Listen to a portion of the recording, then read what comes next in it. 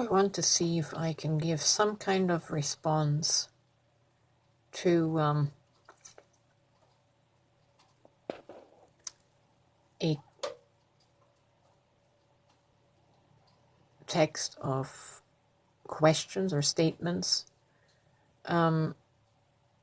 wherein someone was asking, how exactly can you know for certain this consciousness of oneness?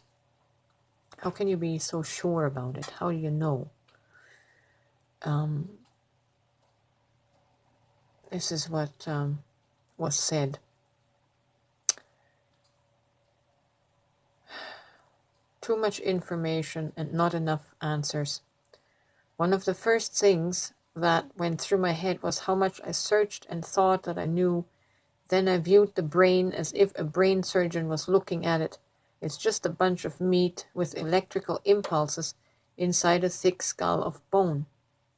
Maybe we did come from that Anunnaki, where they manipulated some kind of DNA that could replicate itself. Maybe we did come from Yahweh. Maybe we can open the door with Kundalini or substances, etc. So many possibilities and not enough real answers. Only notions that we feel are so real at the time. I thought so strongly that I had all the answers, just to be knocked back down to the ground again, time after time after time. It's like this fast spinning wheel. I push my finger down and hit Christianity and hold on to it. I wish I could offer a formula of how to reach the zenith of consciousness and know that you're absolutely it. I had the blessed and fortunate experience of being sparked or ignited by my half soul or my twin flame soul that sparked this knowing that I cannot express and explain and describe. It's just a knowing. It's like the wires got reconnected to my soul, whereas before I was all in my head, in the brain, like you described in your questions. You search and search with the brain, but there's a connection to the invisible part that is our soul. And it requires the necessity to penetrate the brain, penetrate the layers of the mind to get to the soul, to get to the heart. And when I had my twin flame experience,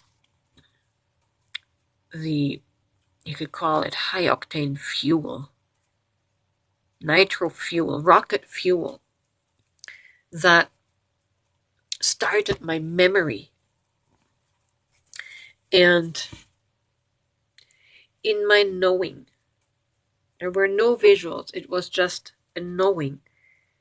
And I traveled backwards in time. It's like a time lapse. When you rewind the video, I went backwards in time, in consciousness, to the very beginning that is source. And it cannot logically be described. It just was a clear, clear cognizance. I just know. And when we look at all of these things you mentioned, these substations of stopping over on all of these different planets and universes, where we wonder whether we were a manipulation by the Anunnaki and all these in-between lifetimes. Yes and no. The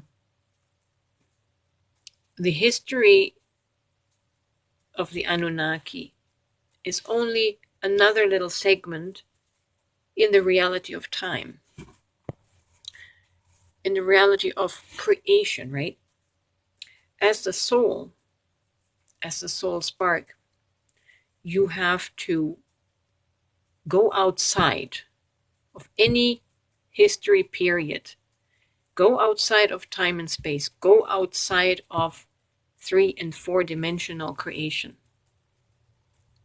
And tap into the essence, the energy that you were before there were Anunnakis, before there was a universe, before there was DNA manipulation. Yes, we did take part in all of those experiments as incarnations into matter. But again, I said, you have to make the connection to outside of matter and time. What were you before you came into form? And that is the consciousness that we call God. That is the energy that we call God. And you are that. You are one with that. You are that. I explained to someone else today how to, they were wondering about how we sometimes fall back into the habit of praying to a greater God outside of us, and how to maintain the awareness that I am that God and not make it something outside of us, keep it within us.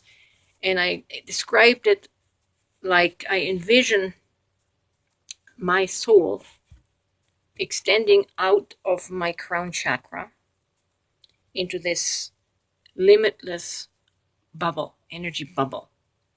And this energy bubble encloses my human form. But it's the higher consciousness that surrounds me, surrounds me, but is also outside of my physicality. That's what I was trying to say about imagine yourself outside any material form. Imagine yourself as that. And I imagine my soul, my higher soul, as that, as God, as the source. Because my higher soul, the extension of my soul, of what I embody partially in this body, our whole soul cannot occupy this body because of the density. Not until we cleared out sufficient karma to make room for light. So part of our soul, a good portion of our soul, is outside of our physical body. It's in the energy field. And that energy field is limitless. And it is connected to the infinite all, and is the infinite all, because consciousness, like an ocean, you cannot separate the waves from the ocean. It's all one. And consciousness is that. And the soul that is you, that is outside of your body, is that sea of consciousness. If you can imagine it, that is you, and that consciousness is God, that is how you can maintain oneness consciousness. We only become separated when we drop back into the 5 senses of seeing, hearing, smelling, tasting, and touching. Then we cut ourselves off from the consciousness of the all. And that is where we experience separation from God, or separation from our higher soul. I hope this makes sense. I hope that this helps you to try and envision and connect to your soul. Don't connect to your brain, wondering about all the details of matter. The mind can only conceptualize that which it can experience through the 5 senses. You have to rely on your 6th sense, if I can say it like that, to imagine and experience the invisible world of non-matter, which you also are. I hope this helps.